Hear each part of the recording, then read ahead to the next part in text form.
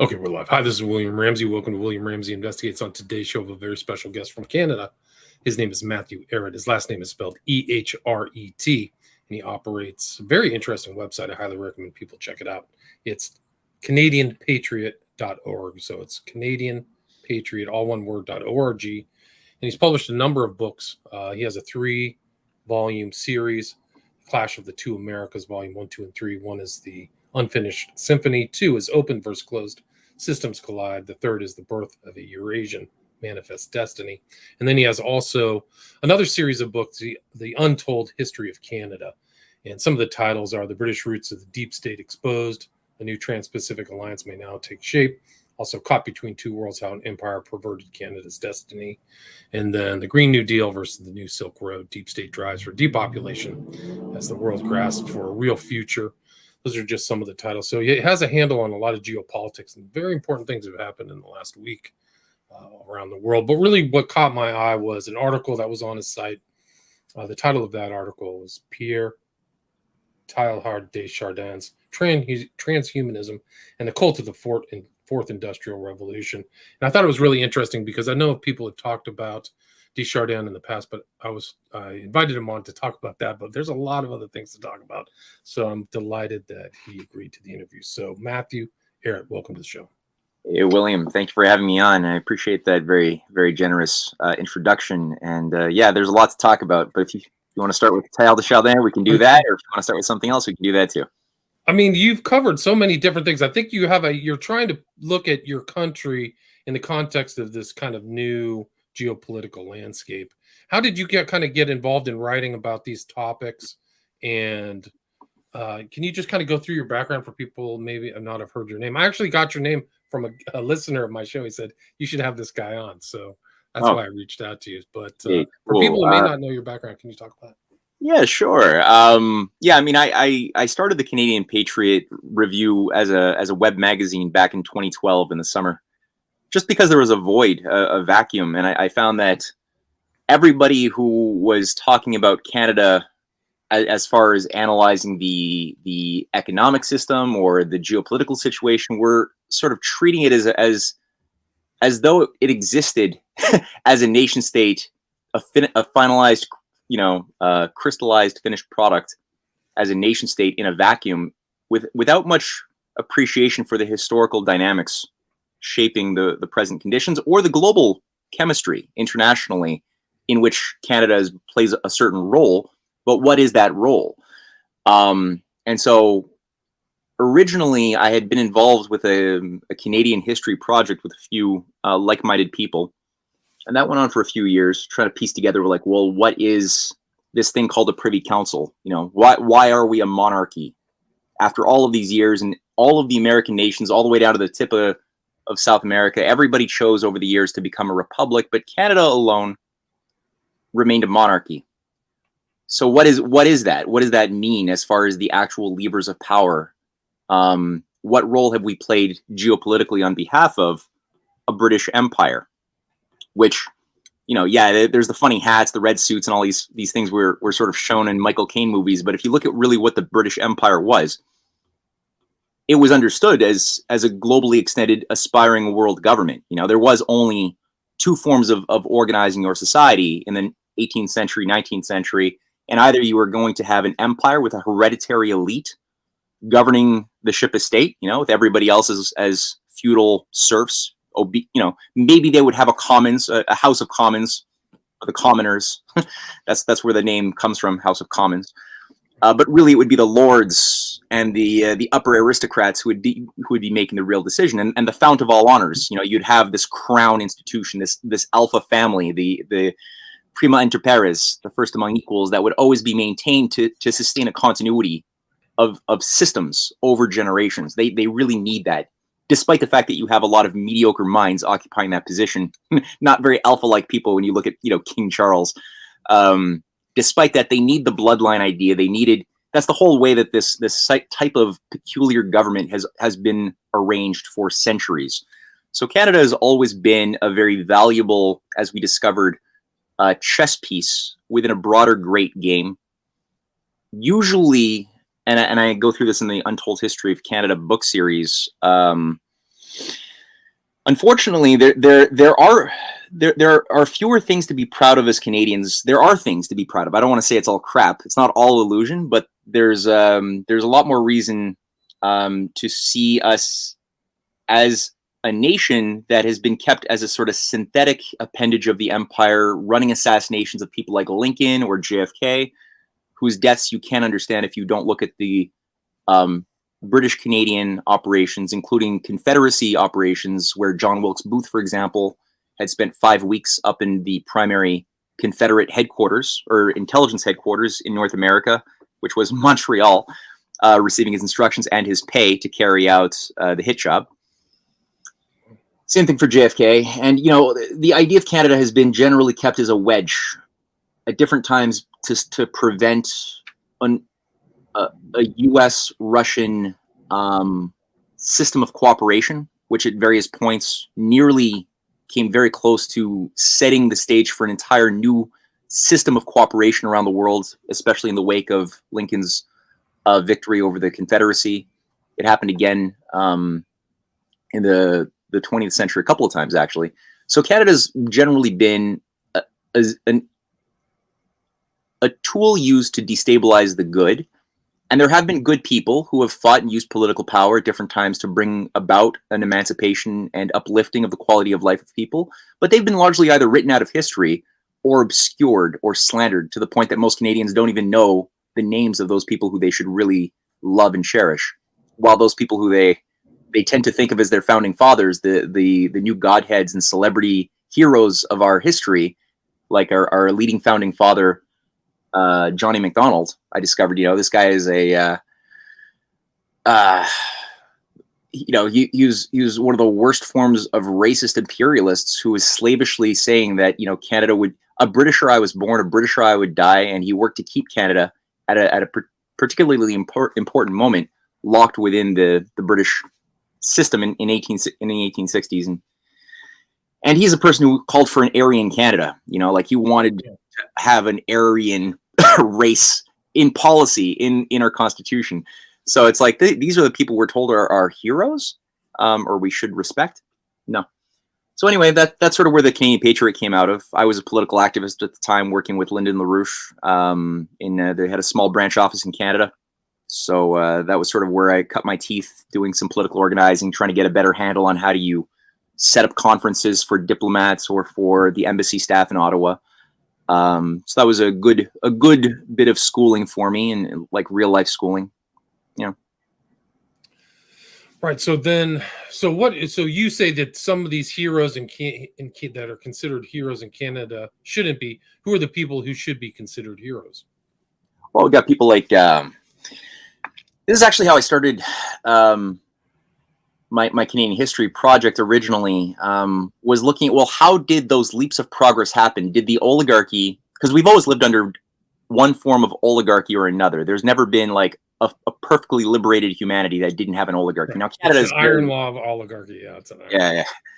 So did the oligarchs just give us improvements in quality of life? You know, did our technological and scientific progress, these moments of real bursts of quality of life and powers of productivity, did that just occur because imperialists got bored and wanted to give us these good, you know, these things, these big mega infrastructure projects, which we have quite a bit in British Columbia, Alberta, Quebec, Ontario? You know, there's quite a bit that's been done.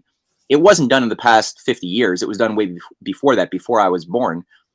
But I wanted to know, like, well, how did this happen? There must have been some fight, because oligarchs never give these things to their slaves. They want to keep their slaves in squalor, as we see with the whole Great Reset ideology today. You know, the idea is create scarcity, get people to be as dumb as possible, and adapt to scarcity, right?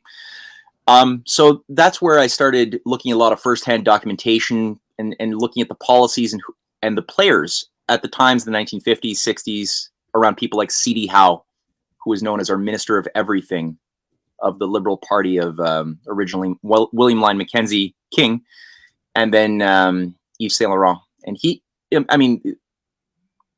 Canada being brought into the modern age by becoming the world's first country to have hypersonic jets. That was under his policy. Canada becoming the world's second nation to have civilian nuclear energy. That was under C.D. Howe, the biggest, some of the biggest water projects also under his lead. And then there are the people like W.A.C. Bennett. For 20 years he was the premier of British Columbia from 1952 to 1972, and he's somebody who, again, you can't understand even Quebec. Like, how did Quebec become a hydroelectric engineering hub of the world? Today, you know, like 90+% of our energy comes from hydroelectricity in Quebec. You can't understand that, ironically, if you don't look at British Columbia and W.A.C. Bennett, because W.A.C. Bennett led a fight against these Malthusians and Rhodes scholars who had been embedded both in Ottawa but also within his own provincial cabinet. And he had sorry to interrupt, but that's still a problem today in Canada too, right? Yeah. Well, Chrystia Freeland, right? I mean, the Rhodes Scholar problem has always been a bane of our existence. And W.A.C. Bennett did battle with these creatures. He fought to nationalize, Power Corporation of British Columbia, which was refusing to allow for the development of new hydroelectric dams or anything, and was keeping the rates of energy extraordinarily high, so that your average citizen couldn't access affordable energy, and you couldn't develop a real nation building strategy with those artificially high rate hikes or rates of energy. So he nationalized it, and he forced this new instrument to become a tool for progress, and built some of the biggest dams in the north, the Peace River dams, the Columbia River Treaty dams on the BC side. He led with the help of John F. Kennedy. When he was getting a lot of resistance in Ottawa, JFK directly stepped in and said, "No, I'm giving my full support to Bennett." And he was also developing rail. So the idea of connecting rail from British Columbia up into Alaska, which is still to this very day not done, he moved it quite far ahead, and it was sabotaged when he was ousted. And the green, the Malthusian ideologues came into play really in the 1970s when he was gone. And all of those things never happened again. And I said Quebec, you can't understand Quebec if you don't understand BC. Well, that's because when there was an effort by Jean Lesage and leading figures of the Union Nationale government of Quebec to create a hydroelectric program, they were getting sabotaged by Ottawa. Again, Ottawa was fully under the control of these depopulation freaks. And so the only way they got the revenue, the money, which was not being granted by the federal government, and they didn't have the means at the time to fund it themselves in Quebec, W.A.C. Bennett met with Jean Lesage in 1963 or 64 and provided him a $100 million loan. And it was that loan that drove the development of all of the big hydroelectric dams around the James Bay, upper Quebec. Everything was all a BC loan, ironically. So that's part of, when you look at... Do you think that, sorry to interrupt, but do you think that that's because BC was kind of so far away from the capital and they had autonomy and could implement these things without a lot of oversight from Ottawa? Would you agree with that? Well, Canada is a very peculiar constitutional system, and originally it was set up, the British North America Act, to keep the nation divided amongst the parts, so that you couldn't have a very strong nation. And that was designed by the architects of the Constitution, so that every province would have a lot of authority over how to develop their own natural resources, their medical health systems, their transportation systems. So there's a lot of sovereignty to every province in Canada. Now, again, like I said, it was originally done. I think it's Section 92 of the Constitution. I could be wrong. Or I shouldn't even call it the Constitution, because it's not a constitution, whatever that thing is. But like I said, it was originally done with a bad intention, and Canada never even had the right to have free trade amongst the provinces, right? So divide to conquer, keep the nation weak by having the parts have more power and not have any real sovereignty as a federal government. Now, the banking system, I'm saying this in a circuitous way to set the tone, but I'm going to answer your question, because you're partially right, but I think that there's something missing. The banking system was always kept from the 19th century highly centralized, and we've always had too big to fail. There was only 5 or 6 major Canadian banks ever. And then you had smaller credit unions, and the credit unions were very important in Quebec, especially in BC, to get around the big 5 too big to fails. But they always had a revolving door with Ottawa and the different privy councillors installed into positions of authority. Bennett was able to use this to his advantage. So he was, ultimately Ottawa couldn't say if the BC government was able to, or any province was able to demonstrate that they could afford to carry out a development strategy that was maybe grandiose, but it was not approved by Ottawa, it didn't matter. Ottawa could not stop it. And that helped. But at the same time, and the distance from Ottawa geographically helped, but then again, Alberta also had a lot of distance, and they also had a social credit government around for that same period that Bennett and BC was social credit. So was Alberta. And this is not Chinese social credit, right? This is a very different idea of using the credit of the government to fund the social needs of society. It's a very different concept. And unfortunately, Alberta didn't have a quality of leadership that could really use it to nation build in a dramatic of a fashion as Bennett did, because Bennett was he had a much better grasp of physical economic processes, and he also had an ambition to create a Bank of BC that would be controlled by the BC government. That would be the first time that had ever been done, to get around the Bank of Canada, which had always been run by Rhodes Scholars. Or it was at that time under James Coyne. So that unfortunately did get sabotaged, but he just had a good sense of how do you properly manage a real functioning economy without just becoming a resource extractor. And that's always been sort of the Canadian model by the British Empires: keep Canada a hewer of wood and drawer of water. We have a lot of resources, so we don't need industry. We don't need factories. We just have to cut down our trees, sell, furs. We have oil, coal. We don't have to develop the means that transform these raw materials into something useful. That would be for the mother country. They have right. Yeah, that was the whole idea. Send everything back to England. And that's always been the Alberta trap. So Alberta never fully got rid of, or they never escaped that trap of saying, being told you can make a lot more money just not having industries, just stick with resource extraction. And to this very day, that's why if the oil markets go haywire, Alberta's economy goes to crap. And they don't have a full spectrum economy to back them up. If one thing goes down, you don't want to have all your eggs in that basket. BC didn't have that problem, but at the same time, BC today is a far cry from any of what I'm talking about. It fell far, now it's a liberal freak show, pretty much. They don't really have policy of any grand sort. It's beautiful. BC is beautiful. It's totally changed. I think half of Vancouver's from China right now. Isn't it the Chinese diaspora there? And it's just completely different, probably than it was under Bennett. Oh, it's super different, and there's an interesting configuration in the Chinese diaspora in Vancouver is different from the San Francisco Chinese diaspora in some interesting ways. And number one is that as a British Canada, it's again a part of you always have to think of Canada as part of a British Commonwealth, right? The worst, and I'm not saying all Chinese in Canada are like this, but some of the worst triads, the worst deep state operatives of China at different times. There's been a lot of crackdowns and mass arrests by the Chinese government starting in the late 80s and 89 against these different deep state officials. That was around the period that George Soros was banned from China.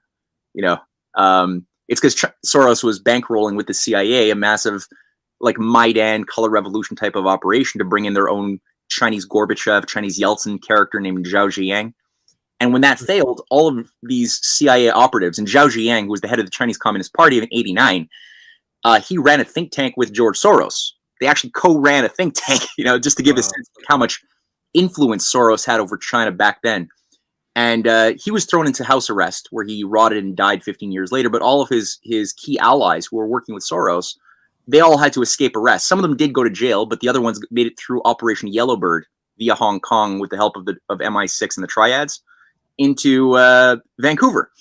And so they were given sanctuary to run an operation, an international operation over the past 30 years. And there's been other infusions of Soros affiliates from China who came into Canada, and again in the late 90s when Hong Kong went back to China, and a lot of the criminal elements were like, shoot, what's going to happen now that Beijing's going to start having influence over Hong Kong again? Are we going to go to jail? So they bought their villas and manors in British Columbia and Toronto. That's why you have a lot of triad problems here too. Whereas in San Francisco, you don't have. It's a very different configuration. They tend to be more pro mainland. They're not as it's a different psycho-spiritual character of the Chinese people. Well, they've been the ones in San Francisco have been the 3-4 generations deep. You know, they're much more tailored to the American sensibilities. Yeah, I would say. Yeah, a lot of them were still. They came in from the Chinese. I mean, the Chinese built the rail systems in Canada and big time U.S. rail systems. So yeah, I mean, a lot of these people go back to the 19th century. And that is kind of an interesting thing. You talk about the rail system in BC. You're kind of an advocate of a rail system that goes through Alaska and kind of links the world, right? Yeah. Can you talk a little bit about that? Yeah, sure. Well, like I mentioned, that was what W.A.C. Bennett was moving towards with his BC to Alaska rail program. They had conferences back in the day called the Alberta, Yukon, BC conferences. They would happen every year. And, you know, Governor, forgetting the name now of my Alaska governors of the day, but they were really good. And they all had this great vision of really modernizing, industrializing the Arctic. And that was going to be also part of the Diefenbaker strategy, too, was the Northern vision to have like science cities powered by nuclear energy all across the Arctic from Frobisher Bay, today's Nunavut, all the way up to the Yukon and into northern BC. And so Bennett was very much on top of that. And like I said, the rail line today just ends at Dease Lake, which is very much north in BC, but there's still 1,000 kilometers of nothing. His idea that was, and they call it the rail to nowhere. They were trying to sell it for like $1 because nobody wanted it. And they don't realize, like people make fun of Bennett to this day. They call it Bennett's Folly. Because they called Alaska Seward's Folly too. If you exactly, remember. That's the irony, right? So, and they don't realize that Seward had a broad, grand design. It wasn't just $7 million to buy this giant. I mean, that was a great buy from the Russians. Amazing. Yeah. I mean, and it was all secret diplomacy, right? Like even the British didn't even know it was happening until the last second. And there was a race, right? It was sold in the sale was finalized with Ambassador Edward de Stokel, who was the Russian ambassador to the U.S. in I think it's May 1867, and that's, keep in mind, just about a month before or 2 months before the British North America Act is signed into law in London, establishing Canada as a British Confederacy. So I consider Canada in many ways the British Confederacy operation against the U.S. that worked, because the southern one failed, the northern one functioned. And Seward was always working and negotiating with Cassius Clay, the U.S. ambassador to Russia, some of the best Russians at the time who really loved Lincoln. They were all around Tsar Alexander II. They were the ones who tipped the balance in favor of the U.S. cause, or the Union in the Civil War, because what happened in 1863, when everything was looking really bad for Lincoln, Russian ships, battleships, arrived at the coasts of New York and California, and they stayed there for a year.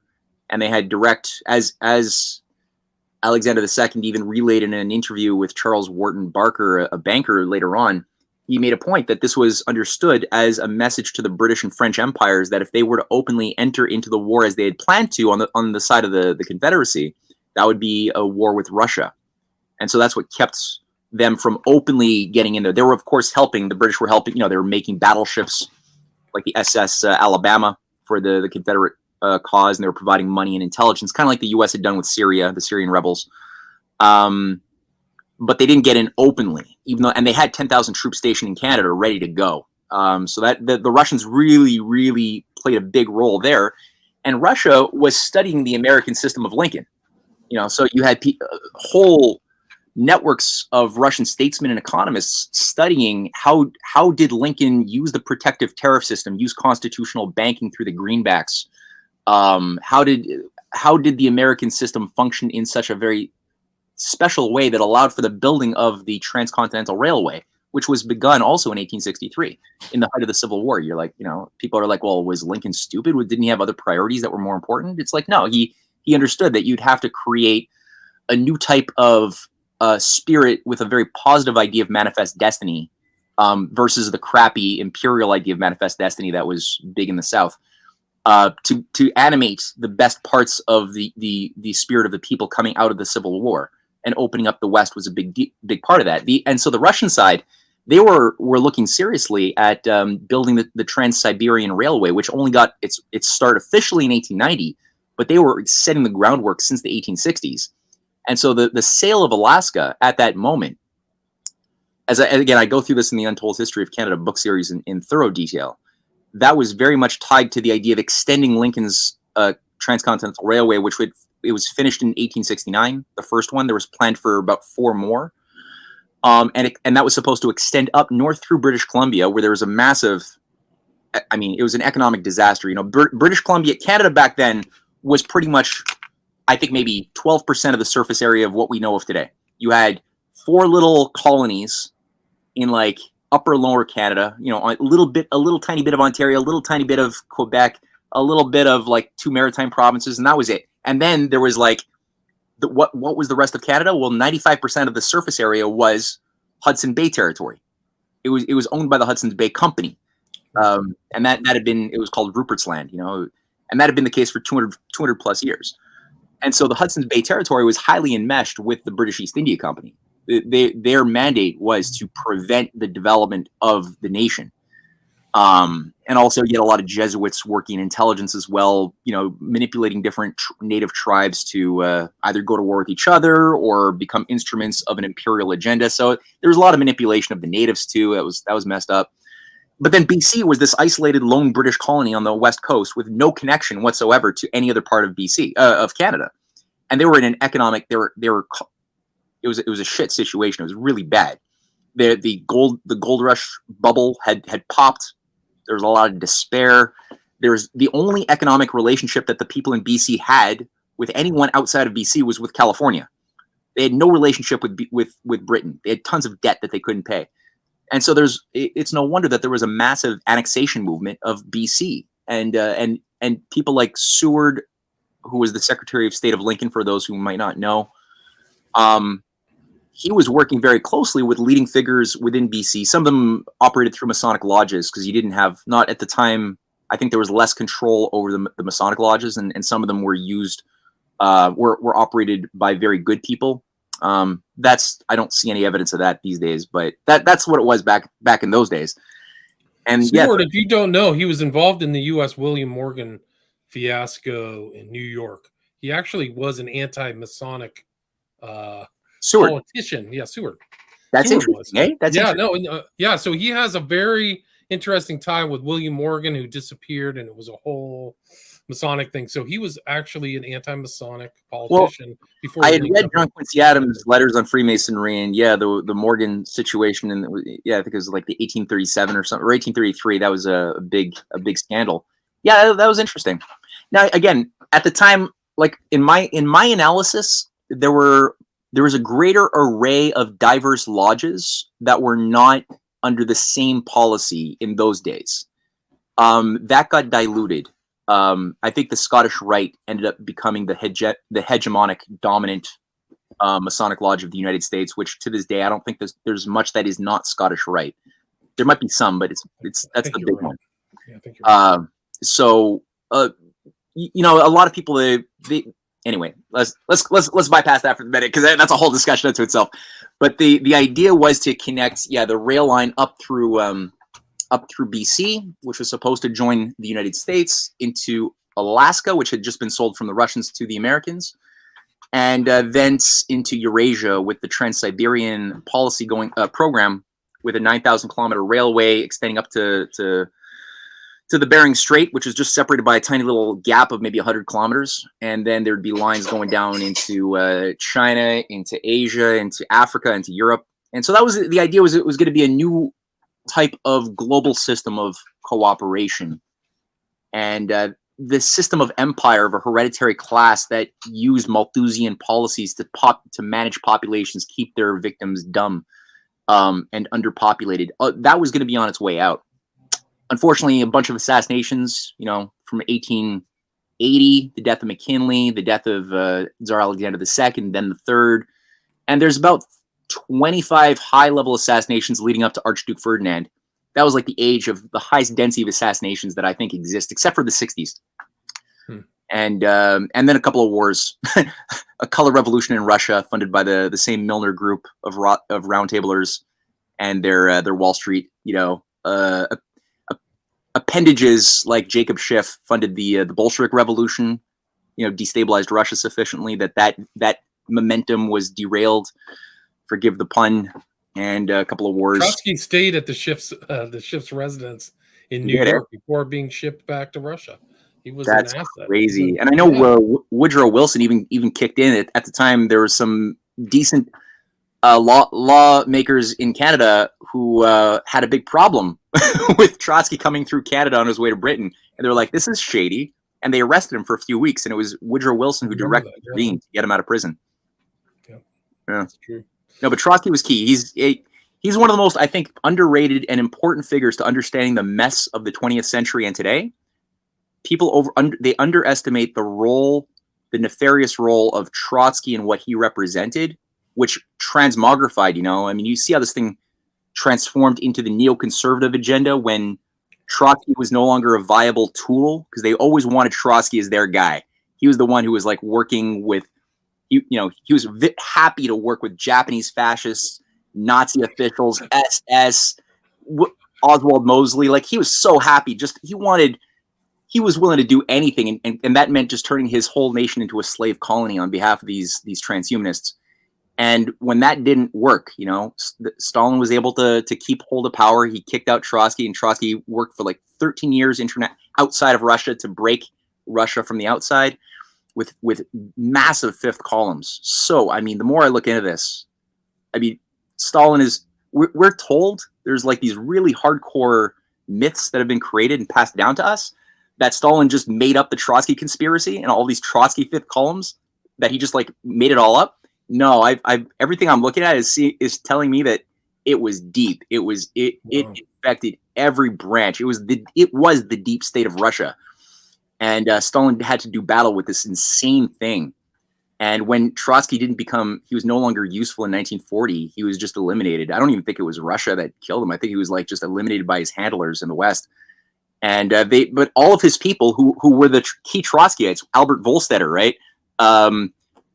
James Burnham, his personal secretary, they became the founding fathers of neoconservatism. Neoconservatism, right? Yeah. Right. Who are still around, like Vreeland, right? Vreeland and her husband or whatever. Not Vreeland. What's this woman's name right here?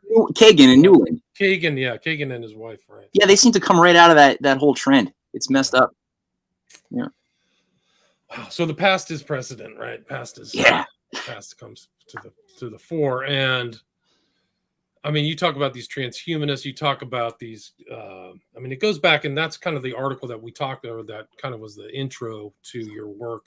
This one right here, Pierre, Teilhard, Chardin, and the Code of the Fourth. So we're in the hands of these WEF people, but their ideas go back. They go back to him and coming out of Darwinism, evolution. Can you talk a little bit about that?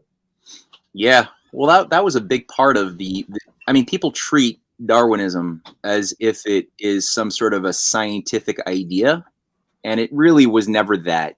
There were other ideas in the 19th century around the time of Darwin that were much more competent at explaining the mechanism behind the evolution of species, because the fossil records were becoming something explored a little bit more. There was a sense that there was this, that the living systems of the past are different from today.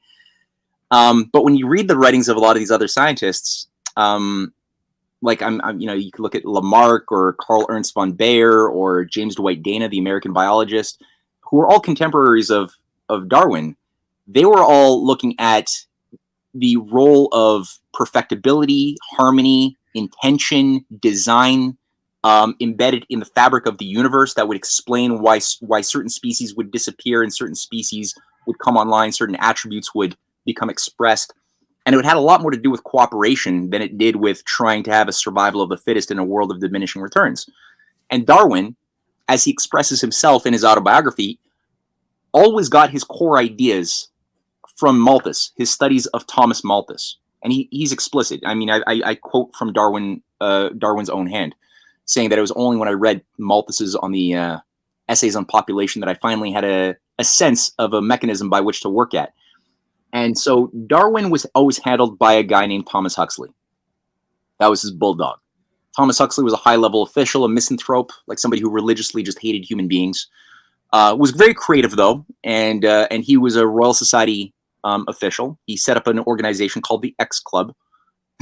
It sounds like a Marvel comic, but it's actually what they called it in the 1860s. And from there, they set up their main propaganda instrument to try to promote the idea of Darwinism as the only solution if you don't want to be a literal believer in every word of the Bible, because you were told you have to be you have one of the two to be. Pick one extreme. Either you're a Darwinist and then you're a you will respect your opinion as a scientist, or you could be a creationist who believes that the world was created 6,000 years ago and everything else is literal. Be one of the two. And Huxley would set things up like he would make these, very highly publicized debates between some religious fanatic or another from the Anglican Church, which he would be able to, eviscerate pretty effectively, and the media would just relay that to the audience. And the propaganda magazine was called Nature Magazine, still exists to this day, pushing bad science to this day. So the problem was the church. Christianity was still not falling for Darwinism. There was still a sense that that human life is sacred, that we have a soul, we're made in the image of God. These concepts were believed not just by the Catholic Church at the time, because there were bad Catholics and good Catholics, but it was also something the founding fathers believed very deeply in. That's what gave birth to the best of the American Revolution, that all human beings are endowed by the Creator with inalienable rights, because it's not like we have a hereditary elite that gives us rights. We're all sovereigns, right? And that philosophically comes from the idea of being made in the living image of God. So that had to be crippled and undermined somehow. So they took a long-term strategy, and the Jesuits at the time were one of the most useful instruments to embed this new ideology into the Catholic Church, which, in the 1890s, the Catholic Church had banned Freemasonry. The Pope, I think, is Leo. I get my Pope names wrong sometimes, but there was a leading Pope who had banned the Freemasons. There was a major refutation of Malthusian ideology from the papal encyclicals of the 1880s and 1890s. That it is good to have more people. That's actually a good thing, because when there's more people, there's more souls and there's more problem solvers. So it wasn't seen like human beings were useless eaters. It was a blessing to have people. Because again, if you give people the ability to actualize their potential and you don't stifle that like an empire must do, it's great to have geniuses, right? Composers and musicians, and that's a wonderful thing. So the church took a very strong stand on that, and so Pierre de Chardin comes into play at this time because he is part of he's recruited to the Jesuits early on. He's part of this is when he's studying in France. He's recruited to a grouping, a nest of modernists.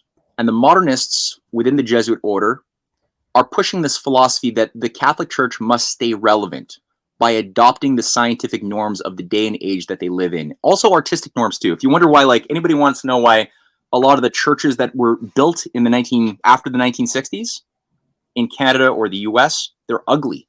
Why are they ugly? It's because there was a whole philosophy of adapting the church policy also in the arts to the norms of whatever aesthetic is dominant at that moment, even if that aesthetic is sick as hell. It's just like, you have to stay relevant, don't you? And so if Darwinism becomes popular, then that has to be synthesized into the Christian doctrine. That's the philosophy of the modernists.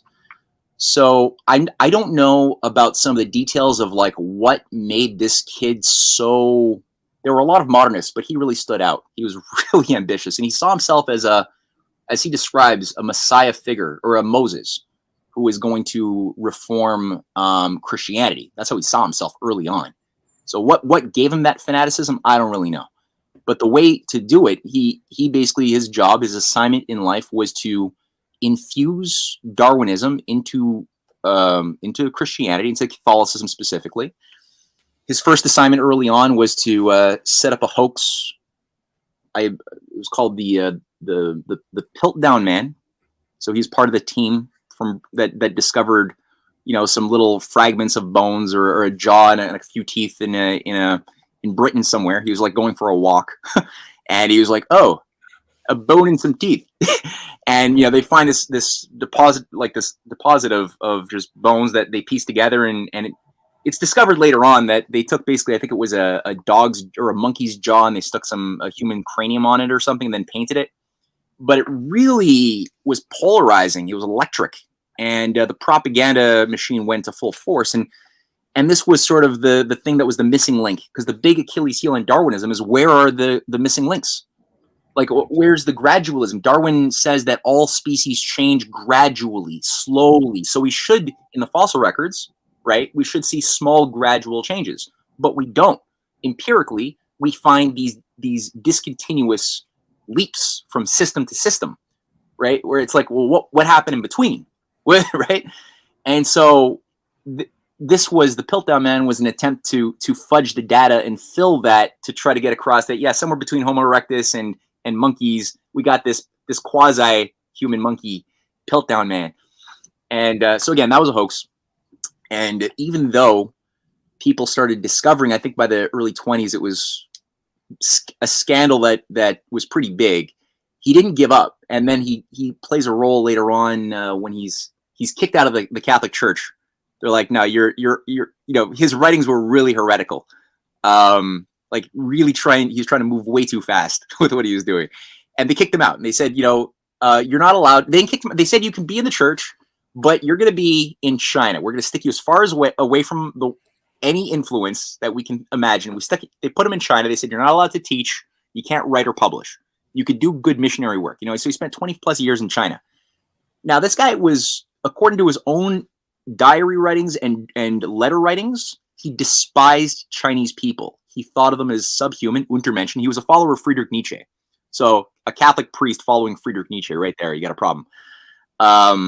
He never bothered to even once try to learn the Chinese language. He's there for 20 years. You're in the country 20 years. You're never going to learn the Chinese language? Like, you kidding me? He didn't care. He was just looking for his opportunity to get back into play. And he found that in, I think it was like 43 or 44, and he found himself on a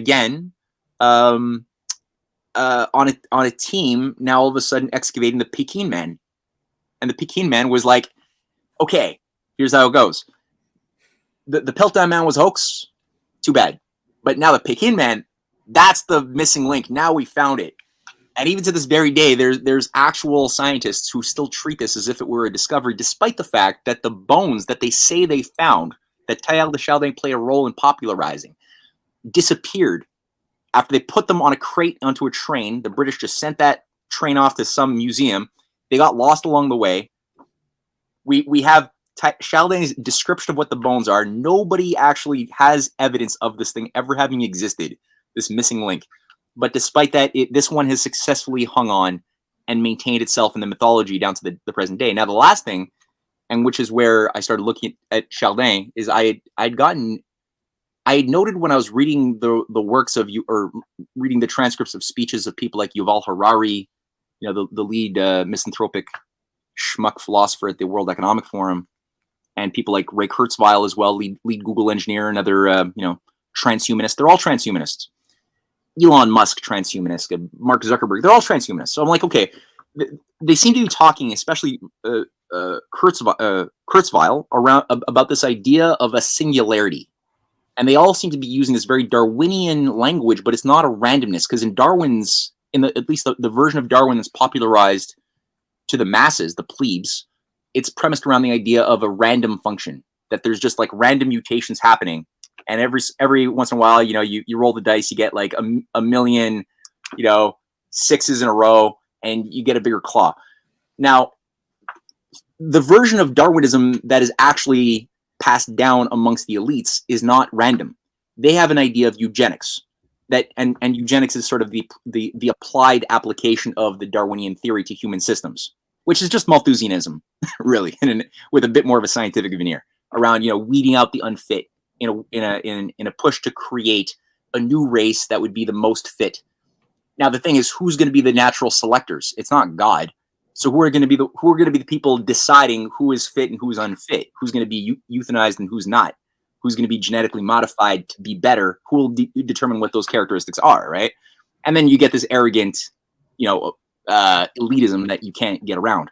So these guys like Zurwal, they're all talking about this teleological moment in the future pulling us towards this moment, the singularity, at which point they're saying, as technology, that in their view, as technology increases and human freedom decreases in relative similar proportionality, that singularity is going to be a threshold moment that you can forecast, at which point technology, they say, will become thinking, feeling machines, right? It's a cult of artificial intelligence, at which point we will either go extinct because that new computing AI will replace us, very, very Terminator 2, or we merge with that machinery, using CRISPR or test tube babies, or integrating machinery and computing chips into our brains, whatever. So there's this whole like nasty theology. It's a satanic theology around it. And where does Teilhard de Chardin come in? So this idea of the singularity, this new age pulling us into the future, comes from, at its heart, Chardin. So Chardin was the first to put forth the idea of transhumanism in his correspondences with Sir Julian Huxley in the early 50s. They met a few times. Chardin played a role in some of the founding institutions around UNESCO after the war. But they were real kindred spirits. And again, Julian is the grandson of Thomas Huxley, Darwin's bulldog, right? The handler of Darwin. Aldous had a different role to play. Julian was a little bit more assigned to the scientific warfare domain. Aldous, people say, he was like a great prophet warning us of the dangers of totalitarianism. No, he's a predictive programmer and a eugenicist as well, Aldous. His job was, he had bad eyesight, he couldn't be a scientist, his assignment was cultural warfare, and that was his job. And popularizing things like LSD, doors of perception, his prized soma. So they all sort of like worked synergistically together. And so Teilhard de Chardin, he created and sort of systematized the idea of a new pseudo-scientific religion for the elite, and that was transhumanism. And he calls again for the integration of Marxist-Leninism, which is really a form of Trotskyism, actually, is what he's pushing for, into the Catholic Church, which gave birth to a process that became known as liberation theology. A lot of the figures were good people who got pulled into it in the 1970s, but really it was used as part of a geopolitical tool. And a lot of these priests, these Jesuit priests, were like fighting with AK-47s, with Sandinistas and other Latin American rebels and stuff, which is where there's a big Catholic population. A lot of them were sabotaged as well, like, because the way the Jesuits operate is it's sort of like this hierarchy, right? With generals above you, and so you have sort of like this anti-pope figure at the top of the food chain, kind of like a very Masonic type of structure, constantly testing the lower initiates along the way all the time. So the initiates are putting themselves through different forms of self-brainwashing, ego stripping through the meditations of Ignatius Loyola. They're basically inducing themselves, as Loyola says, you have to bring yourself into a conviction that snow is black, or no, that white is black if your superior says it to be so.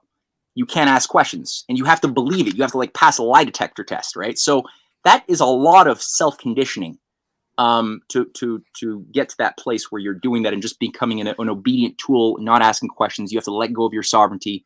And so for those who pass the tests and are brought into the upper level management, they find themselves, like in the case of the Jesuits in South America, often working with the fascist right-wing governments of, let's say, Pinochet or these other groups put in power by Kissinger, Schultz, and others, which is part of the big reform in the 1960s and 70s, right? Is you put in a bunch of like Nazi collaborators advising governments, because a lot of the Nazis were brought into South America, right? They were integrated by Allen Dulles into the CIA, into MI6, like Bandera. That's what's behind the problem of Ukraine today.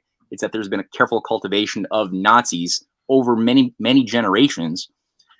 And they I did think this. Klaus Barbie was like a high-ranking member of Ecuador, or one of those smaller countries in South Exactly. America. Like, yeah. Exactly. Yeah. And Their tortures. Bobby was not alone. And so you find that a lot of the higher order Jesuits are also working with the Nazi right-wing fascist governments supported by the CIA and using their lower useful idiot liberation theologians who are like fighting with the rebels because they got a heart, they see the injustice and they're like, well, we got to do something. We can't just pray. We should like fight to stop the tyrannical dictatorship, and if that means picking up a rifle, we do that. Now, at the same time, they were often just used and thrown away like toilet paper and sabotaged. So it's this whole thing. It's nasty. But that's what Pope Francis. So also Pope Francis, I think, is I mean, I was going to say closet transhumanist, but I think he's out of the closet at this point. Like he's integrated the Catholic Church into the World Economic Forum on so many levels, with the Rothschilds on the Council for Inclusive Capitalism and all this other crap. So I heard he had an Operation Condor connection. He did. I got to look more into that. I know Michel Chusudovsky, who runs Global Research, did a really good article on that I have to study. But yeah, he was working with some hardcore, nefarious right-wing governments and CIA operatives in the 70s and killed a lot of priests and innocent people. He made a name for himself. Yeah, there's all kinds of secret wars going on. They used to take leftists and fly them out over the ocean and just chuck them out of the plane. It's terrible. Disappeared them. Yeah, bad stuff. Yeah, crazy. So, but you see that this kind of history, intellectual history, goes back through Chardin. So what you're seeing played out today, Harari, who's a monster, and these other characters, has its ideological heritage goes through Chardin, right? Yeah, and some more than others. Right? They kind of just relifted his concepts and rebranded them or renamed them, right? Yeah. I mean, I don't know how original of a thinker he is. He was definitely enthusiastic. That's for sure. But like he was tightly in bed.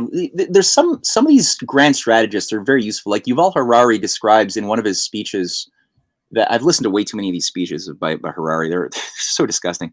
It's like watching a train wreck. There, you just can't help it. He describes how H.G. Wells was his earliest inspiration to become a philosopher, and he was reading H.G. Wells's Outlines of History. Wow. And Wells is again one of these high level. I would put him on par with Chardin, or even a little bit higher, as far as an intellectual grand strategist. Maybe Bertrand Russell. I would say Bertrand Russell and H.G. Wells are probably of the highest order grand strategists of the 20th century, at least. Both being Fabian Society operatives and high level. I mean, again, eugenicists, Darwinists, right? Well, yeah, I mean, H.G. Wells was a student of Thomas Huxley directly. He was a direct student, and he was a devout eugenicist. Again, like these people all believed in a creation of the name transhumanism didn't enter the lexicon yet, but that's really what it was. That's what eugenicists are. That's what Nazis were. It's, you believe in the Untermenschen, the underhumans that have to be exterminated. Of all races and creeds, they're not really specific against like black people or Jews specifically. It's really just there's a whole category of humans that have to be eliminated and weeded out, and then the Hitler, the brown-headed, brown-eyed Hitler with the Jewish grandma would talk about the great Aryan race of blue-eyed, blonde, Ubermenschen, over humans, better than humans, who would be the breed for tomorrow that we'd have to and people this is so embedded with the entire, genetic therapy revolution of the 1970s that really took hold with the sequencing of the human genome, and people like Epstein, even Epstein was a big backer financially of a lot of this crap, and he had a whole weird ranch somewhere in Mexico, I think, or maybe it's in New Mexico. Yeah, New Mexico. That's it. Yeah, where he's trying to breed a new race of humans, with female sex slaves, to plant his seed. Who he's dubbed himself to be the best of the best. So of course he's got to spread his seed. It's weird. It really is religious. It's very strange, and he had a lot of friends in this kind of modern eugenicist movement. A lot of people who are around, kind of influencing other people. I think it's interesting. Harari too. You have to put him in that same line, doesn't he? he's a full-on evolutionary biologist, right? I mean, doesn't he time the beginning of man coming out of, whatever. What's the book? The title of his book that where Homo BC or Homo whatever. I forgot what it was. I think he's one of those. He's one of those Darwinist types, I think. Yeah, I mean he's it's interesting to hear him speak because he describes he just puts it into such clear words, this idea. He's like there's the Big Bang. I remember him saying the Big Bang happened 13.7 billion years ago, and he goes through one of these stupid simplified all science history in 10 minutes, and he's like, and everything has been random without any cause. The universe doesn't care about any of us, and it's all just been randomness until now. And it's like he's trying to give a sermon to a bunch of at a pulpit to a bunch of technocratic anti-humanists, and he's like, but now we've finally achieved intelligent design for the first time in all of existence, except the intelligent designers are not God. It's going to be the CEOs at Google here at Davos, and we are the intelligent designers who will then be able to control and upload our souls. The cloud won't be heaven; it will be a cloud that we upload our digitized identities into, our brains into, or something, because they want to cheat death. And I think ultimately a lot of these guys, Ray Kurzweil is fixated. He's written books about his fear of death and how much he wants to bring his dad back to life because he's got unresolved stuff with his pop. That's psychologically a big thing in his head that shapes. This is, again, Ray Kurzweil, right? Leads engineer at Google. Harari is, he's a pathetic character who's probably been abused a lot. He's afraid of death. He wants to upload his soul into the cloud and maybe have it installed by USB into some cyborg in the future or something. I don't know. But they're really not able to deal with the reality of the death of our bodies, because if you were actually looking at good religion, Christianity, any healthy approach to a religious identity puts first and foremost the fact that we're going to die and our soul is immortal and our soul is made by God. And you have to live according to that fact, and when you do, you can really become a wise person on a much, much faster pace than if you lack that and you're floating from moment to moment, try to find some sensual gratification to give you a little bit of sense of meaning or cover up the lack of meaning in your life, which, all of these blue bloods, they're useless eaters, right? They're born. They're the useless eaters, right? Sure, right? They have no skills. They have no trade. They're useless. They're just feeding, look at the royal family, right? They're getting millions of dollars every year from taxpayers across the Commonwealth to do nothing. That's their job, is to do nothing, though they do things, but their job is to do nothing and just live in castles. Right. That boredom has to be filled by something. And unfortunately they find a lot of they got a hypertrophied logical side, which can really take over and crush any human sentiments in time. And they pass it on to their kids. It's really sad. It is sad. I mean, and that's really, they say the New World Order is the old world order. It's like the same old people who want to make these changes are these old heraldry families from all over the globe, really, not just the royal family. Yeah, nothing new under the sun. They're the ones who were trying to make this change. WEF. I think their attempt at propaganda was reversed and sent back against them. I think the people realize that WEF is just social poison. So I think they didn't really do a good job of getting their ideas across to the general population. Maybe they did to the elites or the people, the politicians, but the rank and file citizen is just like, this is a horror show. Yeah, I think they push people to the max at this point. There's a certain, the population we did allow ourselves to become overly corrupted. It's not just it's all the elite's fault. It's too easy to say that. The fate, as who was it? Cassius said in Julius Caesar, the fate, dear Brutus, is not in our stars, but in ourselves, that we are underlings. the masses allow themselves to be poisoned, and there are certain cultural norms that have really, it's rotten.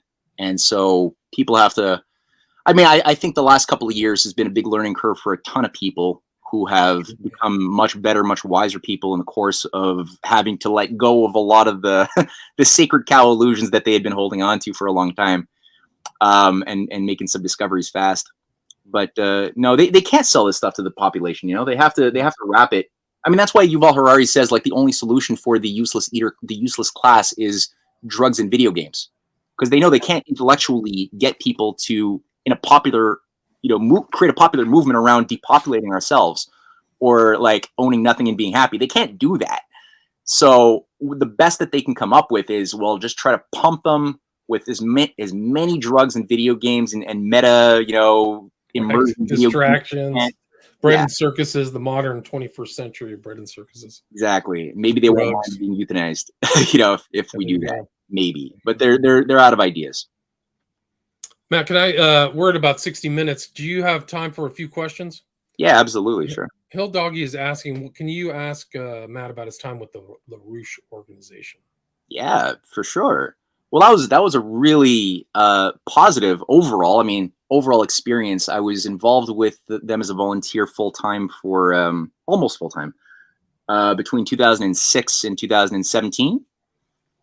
And I had sort of been going through a bit of turmoil after, I had made a lot of my discoveries about 9/11, international bankers, all this stuff in around 2003.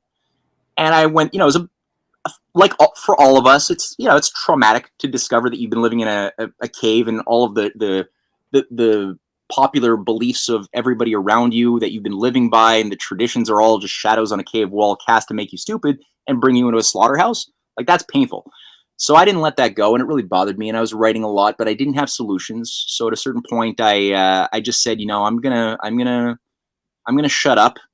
I'm either making a pest of myself, only talking about conspiracy theories all the time, and when I do a good job, if I am effective, it's the consequence is usually just depressing people, or they think I'm nuts. So I'm like, neither one is that useful. So I'm just gonna, integrate back as best I can into the Shadowlands and just try to like float and see what happens. But I was like, in the back of my mind, I had made a commitment. If I do ever come across viable solutions at any time, I will fight for that.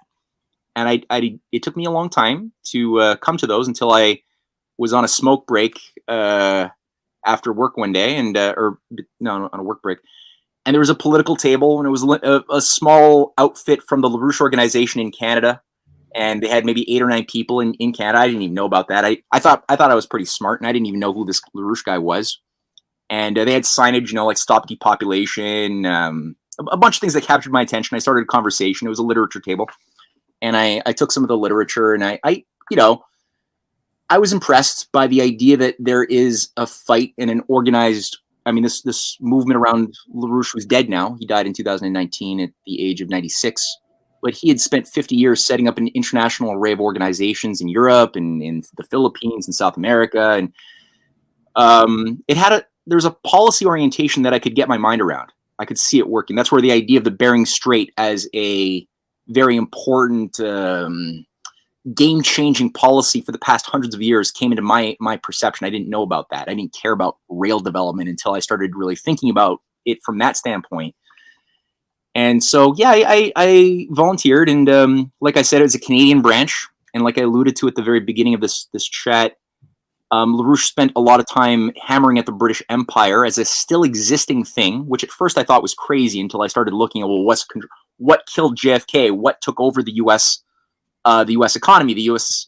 Government, especially since the 60s?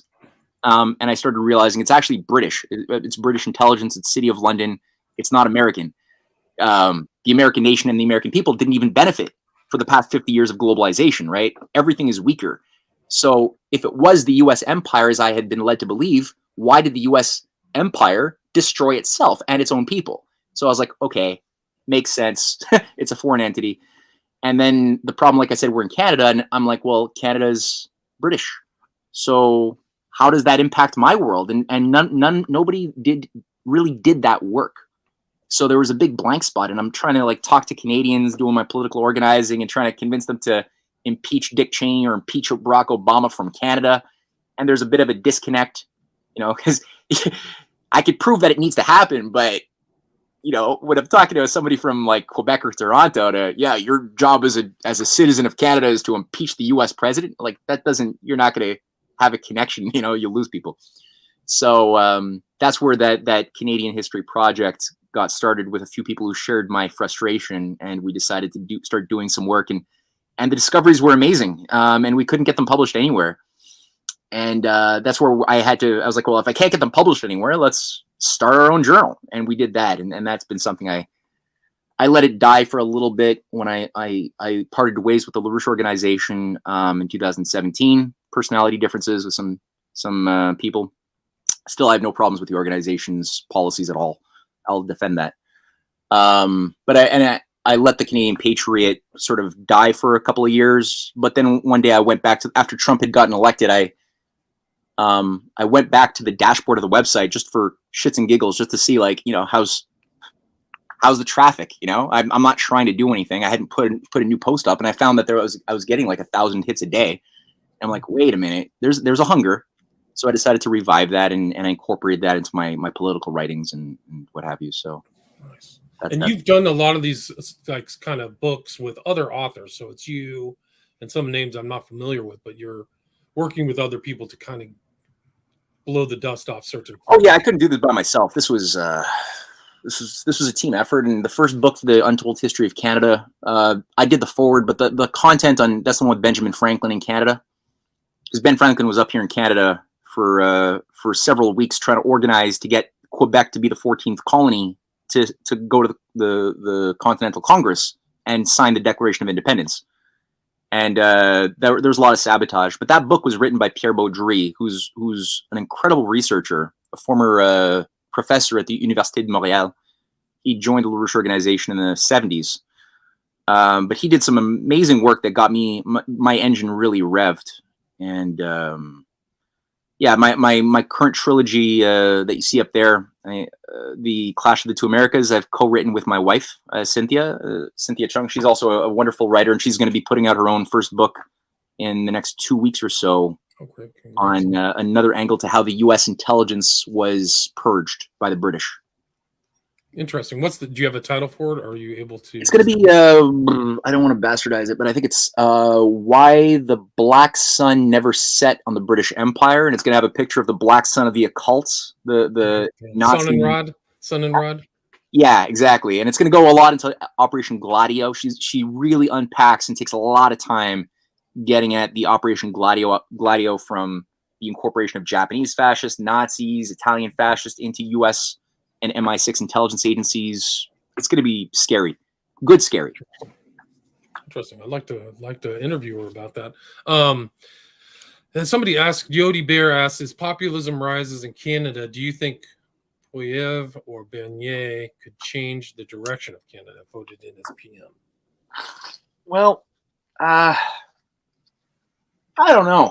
I mean, I was very impressed by the mass organization, like the mass organizing that I saw with my own eyes on the ground in Ottawa and all across Canada around the February truckers convoy. That was very, very well done. That couldn't have happened from the political class. I mean, Bernier and Poilievre are at the